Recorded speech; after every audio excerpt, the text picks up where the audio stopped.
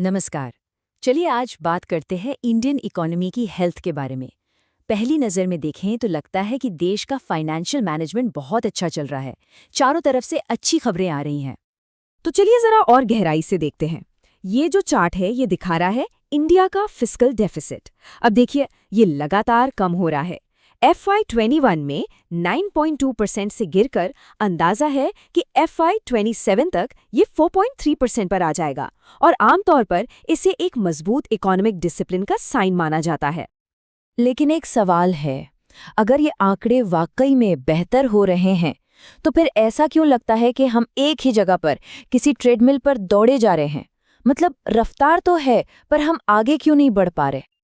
और इसका जवाब बहुत सिंपल है, क्योंकि हम सब गलत नंबर पर फोकस कर रहे हैं। ये फिस्कल डेफिसिट असल में एक बहुत बड़ी छिपी हुई समस्या से हमारा ध्यान भटका रहा है। तो चलिए इंडिया की असली फाइनेंशियल चुनौती को समझते हैं। ये है 14.5 लाख करोड़ रुपए का जाल, एक ऐसी सिचुएशन जो हमारी इकोनॉमी को जैसे बंधक बनाए हुए है। अच्छा, तो ये ब्याज का जाल या इंटरेस्ट ट्रैप आखिर है क्या? देखिए ये एक ऐसी सिचुएशन है जिसमें कोई देश सिर्फ अपने पुराने कर्जों पर ब्याज चुकाने के लिए नया कर्जा लेता है और इसका नतीजा भविष्य में इन्वेस्ट करने की उसकी क्षमता बहुत बहुत ज़्यादा लिमिटेड हो जाती है। और इस जाल का साइज कितना बड़ा है, जरा सोचिए। सिर्फ फाइनेंशियल ईयर 27 के लिए जो अनुमानित ब्याज का पेमेंट है वो है 14,50,000 करोड़ रुपए। ये एक हैरान कर देने वाला नंबर है। अब देखिए, सरकार की कुल कमाई का एक बहुत बड़ा हिस्सा, करीब करीब 40% सिर्फ ब्याज चुकाने में चला जाता है। मतलब इससे पहले कि किसी नई योजना, स्कूल या हॉस्पिटल पर एक भी रुपया खर्च हो, ये पैसा तो गया। इस रकम को और अच्छे से समझने के लिए बस ये सोचिए कि हमारा जो सालाना ब्याज का बिल है वो हमारे पूरे डिफेंस बजट का लगभग 2 गुना है। जी हाँ, आपने सही सुना, 2 गुना। तो सवाल ये उठता है कि आखिर इंडिया का कर्ज इतना महंगा क्यों है?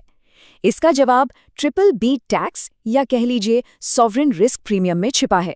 इस टेबल में साफ दिखता है, जहां जापान और अमेरिका को काफी कम ब्याज दरों पर उधार मिलता है, वहीं इंडिया को 6.73% जैसी ऊंची दर पर पैसा उठाना पड़ता है। हमारी BBB रेटिंग की वजह से हमें उधार लेने की ज्यादा कीमत चुकानी पड़ती है। बस अब देखते हैं कि इस इंटरेस्ट ट्रैप का सीधा नतीजा क्या होता है। ये हमें ब्रिक्स वर्सेस ब्रेन्स की एक दुविधा में डाल देता है, जिसका मतलब ये है कि हम ह्यूमन पोटेंशियल में, इंसानी क्षमताओं में इन्वेस्ट करने से चूक रहे हैं। ये कोट इस दुविधा को बहुत अच्छे से समझाता है। अगर इंडिया सिर्फ अपनी आबादी के रखरखाव पर पैसा लगाता रहा जबकि उसके कॉम्पिटिटर्स भविष्य की प्रोडक्टिविटी में इन्वेस्ट करते रहे, तो हमारा जो डेमोग्राफिक डिविडेंड है वो धीरे धीरे एक डेमोग्राफिक लायबिलिटी यानी एक बोझ बन जाएगा। इस प्रॉब्लम की एक जड़ हमारे देश की अकाउंटिंग में भी है। देखिए, कैपेक्स होता है भविष्य के लिए एसेट बनाने पर होने वाला खर्च और रेवेक्स होता है रोजमर्रा का खर्च। तो जब हम हाईवे बनाते हैं उसे कैपेक्स गिना जाता है, एक इन्वेस्टमेंट। लेकिन जब हम एक टीचर को सैलरी देते हैं उसे रेवेक्स मान लिया जाता है, यानी बस एक खर्चा। ये एक बहुत बड़ी वैचारिक गलती है, क्योंकि इंसानी दिमाग में किया गया इन्वेस्टमेंट किसी भी सड़क या पुल से ज्यादा जरूरी है। और ये ब्रिक्स वर्सेस ब्रेन्स वाली सोच का नतीजा इस स्लाइड में साफ है।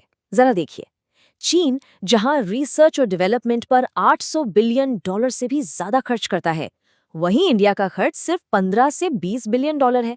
चीन हर साल 4.7 मिलियन स्टेम ग्रेजुएट्स तैयार करता है और हमारे यहाँ ये संख्या है सिर्फ 1.5 मिलियन। ये जो गैप है ये बहुत बड़ा है।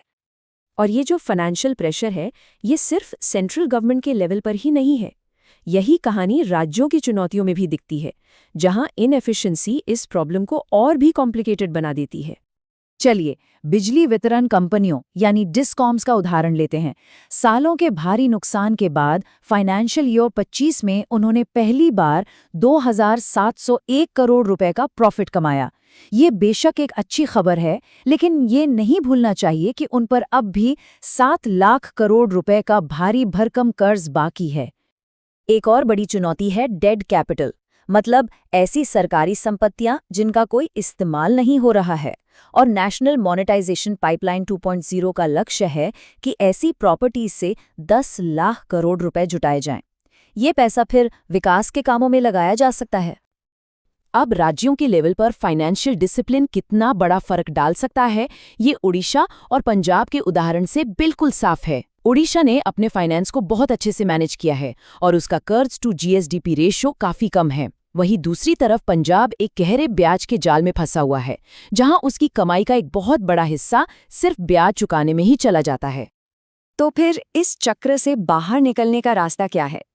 इसके लिए हमें एक प्रोडक्टिव फ्यूचर के लिए 5 स्ट्रेटेजिक शिफ्ट्स करने होंगे। तो ये रही एक नई फाइनेंशियल प्लेबुक। पहला कदम, स्किल्स और रिसर्च एंड डेवलपमेंट पर होने वाले खर्च को ह्यूमन कैपेक्स यानी इंसानी पूंजी में निवेश की तरह देखा जाए। दूसरा, डेड कैपिटल को अनलॉक करने के लिए एसेट मोनेटाइजेशन प्लान को तेजी से लागू किया जाए। तीसरा, उधार लेने की लागत कम करने के लिए फाइनेंशियल क्रेडिबिलिटी पर लगातार फोकस करना होगा। चौथा, हमें डोमेस्टिक कॉर्पोरेट बॉन्ड मार्केट को और गहरा बनाना होगा। और आखिर में पांचवा, स्टेट लेवल पर भी फाइनेंशियल डिसिप्लिन को सख्ती से लागू किया जाए।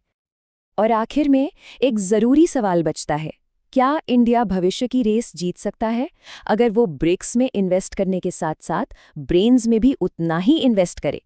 इस सवाल का जवाब ही हमारे देश की आने वाली दिशा तय करेगा।